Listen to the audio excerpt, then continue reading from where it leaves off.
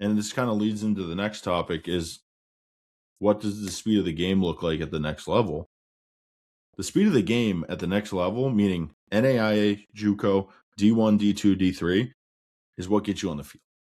If you're up to par, speed of the game wise, and you can handle pressure and you can handle adversity and you can handle all of those things, that's what's going to get you on the field.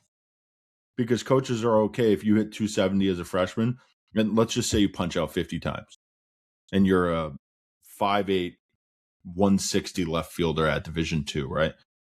But that team was winning, and you were a great defensive person. The speed of the game you caught up to, right? You weren't up to par. You weren't there, right? But they threw you into the fire right away.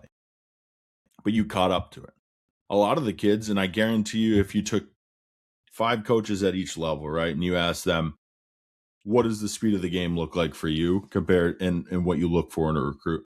I guarantee you, whether you took those 5 at each division, you took a really high one and a really low one, it's going to be the same answer, right?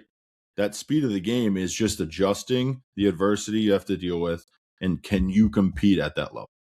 Because a lot of the time, and coaches will say it, right, they made mistakes, okay? They brought a kid in that wasn't ready for what they thought they were ready for as a recruit.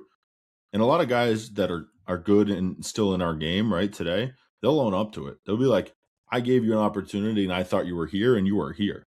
Now, the part with that is what does the recruit do with that? What's next? Right, but most guys will just brush it off and be like, I'll go find another Division I school. And then I think it's a lot of it like, if you couldn't compete there, so all your pride, go play D2 or go play D3. And now with the portal, you can hop back up.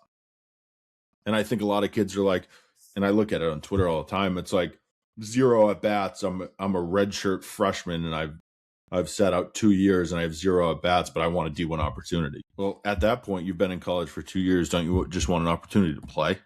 Yeah, you'd be lucky if you get a D3 opportunity. Right, but there are schools that will now at the Division III level, even the high-ranked schools, right? They'll take an opportunity on a guy that's a junior that maybe got hurt freshman year and then redshirted his second year. Me. Okay. One of them. I can live by it. Right, but like the speed of the game is everything at the next level. Like there's so many ACC and so many SEC schools, and there's a reason they play them all the time. That doesn't mean a kid at Grambling State can't compete with them, right? But that just wasn't the best fit for him at the time. And to go off I know you're going to bring it up for the speed of the game, playing D3, playing D2, and coaching D1, the only difference I see is fast. That's it. The only thing, there's kids that I played with that hit balls 415 feet. There's kids I played with that throw 90 plus. The only difference that I've seen from the D3 level to the D1 level is speed. And the quick story I'm going to go into is when I was at Yale, Columbia is notorious at taking second on balls down the line. The amount of singles they were turning to doubles, and that was their game, right? They knew their game. They knew what they were good at. But what they practiced every single day was taking turns and learning how to take second base. And it was because of how fast they are. And you realize, like you said, you'll realize pretty quickly if you're up to par, and if you're not, you're going to have to find out quickly how to get up to par, because you're going to end up wasting your time you're going to find yourself on the bench because you can't compete with the speed of the game that it's at. Right.